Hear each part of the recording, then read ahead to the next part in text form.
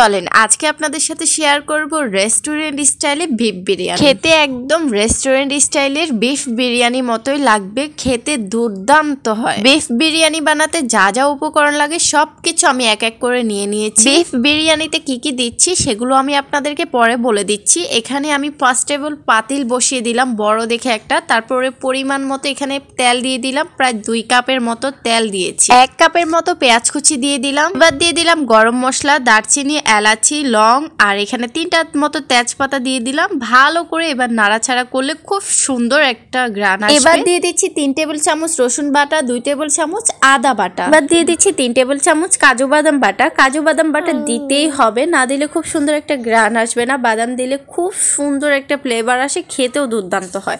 এবার দিয়েছি মশলা বাটা, 2 টেবিল চামচ মশলা বাটা দিয়েছি। মোটামুটি মশলার সব উপকরণ দেওয়া হয়ে গেলে এবার স্বাদ মতো লবণ দিয়ে দিব। আপনারাও স্বাদ মতো আপনাদের অনুযায়ী টেস্ট অনুযায়ী লবণ দিয়ে দিবেন। ব্যাস লবণ দেওয়া হয়ে গেলে এবার আমি গুঁড়ো মরিচ 1 চা চামচ দিব। মরিচ 1 চামচের বেশি আর দিব না, যেহেতু পরে আবার আমার কাঁচা লঙ্কা ইউজ হবে, তার জন্য গুঁড়ো মরিচ 1 চামচে দিয়েছি। এবার ধুয়ে রাখা আমি বিফগুলো দিয়ে দিচ্ছি এই মশলাগুলোর মধ্যে। আজকে আমি পোলাও রান্না করব 1 কেজি, 1 কেজির থেকে একটু বেশি হবে, তার জন্য আমি বিফ এখানে প্রায় 2 কেজির মতো দিয়েছি। আমার দেওয়া হয়ে গেলে এখানে আমি 2 কাপের মতো টক দই দিচ্ছি। টক দইটা কিন্তু দিতেই হবে, না দিলে কিন্তু খুব সুন্দর একটা ঘ্রাণ, খেতেও ভালো লাগবে না। তো এখানে আমি 2 কাপের মতো টক দই দিয়েছি, ব্যাস আর লাগবে না। ব্যাস এখানে কিছুক্ষণ কষিয়ে আজকের বিরিয়ানিতে আমি রাঁধুনি বিরিয়ানি মশলাটা ইউজ করব। এই তো দেখতে পাচ্ছেন এখানে আমি 2টা প্যাকেট আছে আমার কাছে, তো আমার একটা প্যাকেটে লাগবে, 2টা লাগবে না।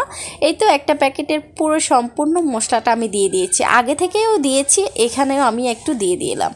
যাই হোক, এইবার দেখতে পাচ্ছেন আমি পোলাও চালগুলো দিয়ে দিয়েছি। এখানে পোলাও চালের সাথে আমি একটু মুগ ডালও ইউজ করেছি, খেতে খুবই ভালো লাগবে। বিরিয়ানিতে লাস্ট আরেকটা ইউজ করব, সেটা হচ্ছে টমেটো সস। এই টমেটো সস দিলে অনেক ক্রিস্পি হয়, খেতেও দারুণ হয়। আজকে আমি বিরিয়ানিতে যে যে উপকরণগুলো দিচ্ছি আপনারাও চেষ্টা করবেন এই সবগুলো উপকরণ দিতে, একদম খেতে রেস্টুরেন্ট স্টাইলের বিফ বিরিয়ানি লাগবে। আর এবার আমি লাস্ট আরেকটা দিয়ে দিচ্ছি গুঁড়ো দুধ। গুঁড়ো দুধ আমি পানি দিয়ে একটু গুলিয়ে তারপরে বিফ বিরিয়ানিতে আস্তে আস্তে একটা একটা করে ইউজ করছি। আপনারা তো দেখেই বুঝতে পারছেন, কিছুক্ষণ পর পর আমি সব কিছু দিচ্ছি।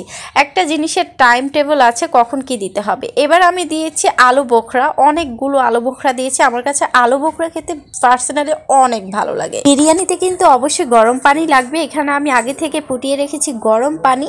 এখন আমি এখানে আমার মাপ অনুযায়ী গরম পানি দিই। এখানে আমার 1 কেজির বেশিও পোলাও চাল আছে, তার জন্য আমি ফুটন্ত গরম পানি প্রায় 7.5 কাপ দিয়ে দিলাম। এবার দেওয়া হয়ে গেলে 7-8টা কাঁচামরিচ দিয়ে দিয়েছি। কাঁচামরিচ দিলে খুব সুন্দর একটা ঘ্রাণ আসে, খেতেও দুর্দান্ত হয়। যাই হোক, ফাইনালি আমার বিফ বিরিয়ানিটা প্রায় হয়ে আসছে। এবার আমি লাস্ট নামানোর আগে 2টো জিনিস দিব, যে 2টো জিনিস না দিলে একেবারে প্রপারলি বিরিয়ানির টেস্টটা আসবে না, সেটা হচ্ছে ঘি। এখানে আমি একটা ঘি এনে পুরোটা দিচ্ছি না, প্রায় 3 ভাগের 2 ভাগটাই দিয়ে দিচ্ছি, শুধু একটু রেখেছি। ব্যাস এবার দিয়ে দিব টেস্টি সল্ট, দিয়ে দিলেই আমার রেস্টুরেন্ট স্টাইলের বিফ বিরিয়ানি হয়ে যাবে। আপনারা আমার মতো বাসায় একবার ট্রাই করে দেখবেন, ট্রাস্ট মি, খেতে দুর্দান্ত হয়, এত মজা হয় যা বলার বাইরে। আর এর সাথে থাকবে শসা, লেবু, এগুলো তো অবশ্যই থাকবে। যাই হোক, আমার মতো সবাই বাসায় ট্রাই করবেন। আল্লাহ হাফেজ।